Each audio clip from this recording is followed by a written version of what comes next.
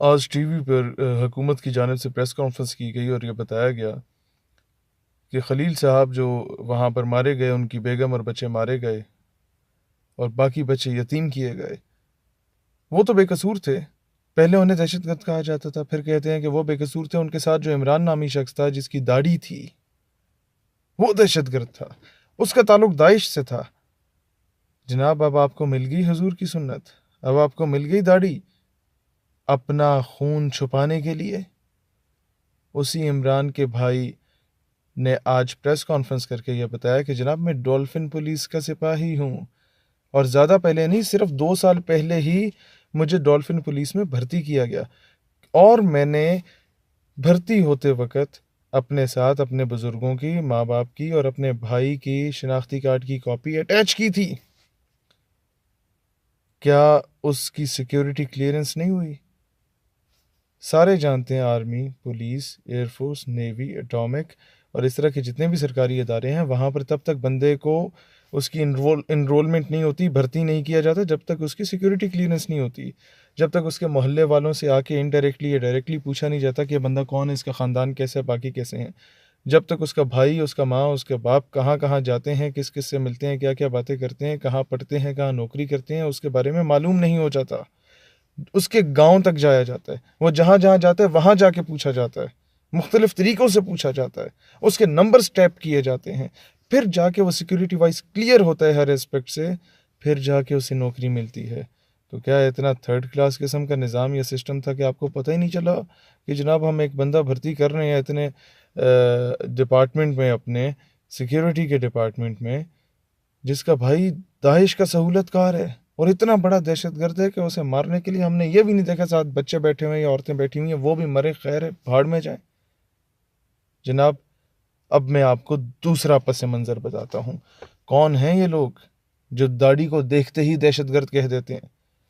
मैं गवाही दे के कहता हूँ, मैं जब पेंट शर्ट और टाई पहन के जाता हूँ ना, तो चेक पोस्ट पे कभी कभार खामा खामे सलूट भी मार दिया जाता है मुझे। लेकिन जब इस हुलिया में जाता हूँ ना, चित्राली टोपी पहनी हो, शलवार कमीज़ पहने हो, वेस्ट कोट पहनी हो, तो अमूमन पूछा जाता है कौन हैं, कहाँ से आए हैं, किधर जा रहे हैं, क्यों जा रहे हैं, ये कौन सा वक्त है जाने का। खैर, मुझे सिर्फ इस बात का जवाब दीजिए, क्या दहशतगर्द सिर्फ वही होता है जिसके चेहरे पे हल्की फुल्की दाढ़ी हो?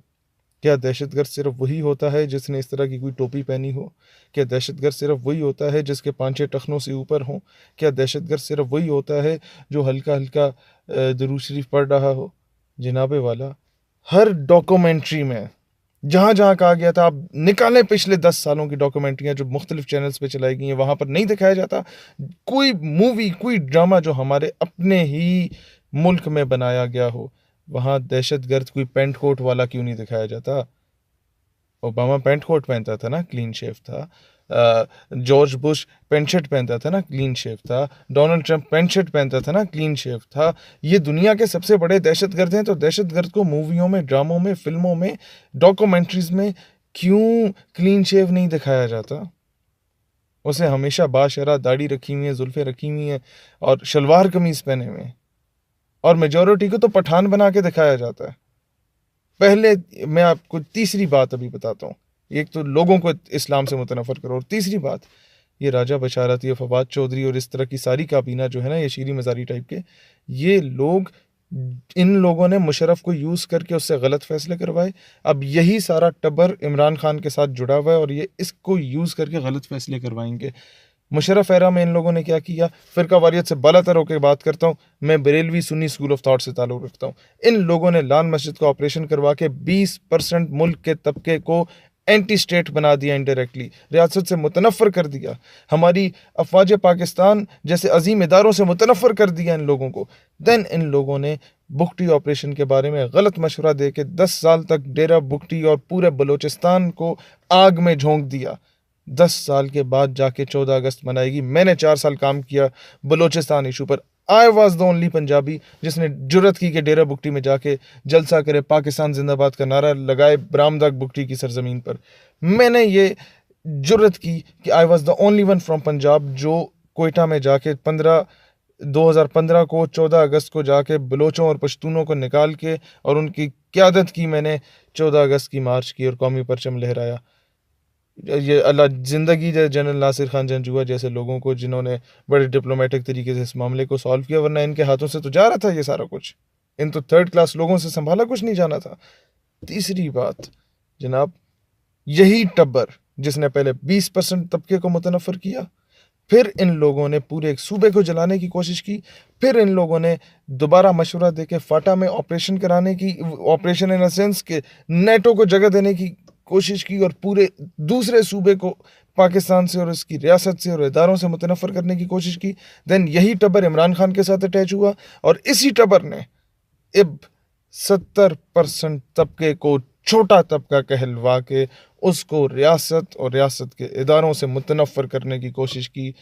खुदारा इस तबके को पहचानो। यही वो तबका है जिसने इस्लामियात के लिए 5% माइनॉरिटीज़ का तबका रख दिया कि ये आके बताएंगे आपको इस्लाम क्या होता है। और यही वो तबका है जो हल्फनामे में तरमीम कराने के पीछे बैठा होता है डायरेक्टली और इनडायरेक्टली।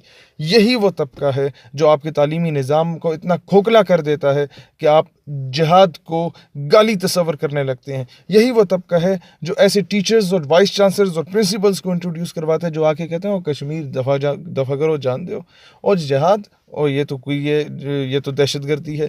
ओ अच्छा जी, मौलवियों ने तो कादियानियों का जीना हराम किया हुआ है, मौलवी तो एमी गलत किस्म के लोग हैं, माइनॉरिटीज़ का हक खा जाते हैं।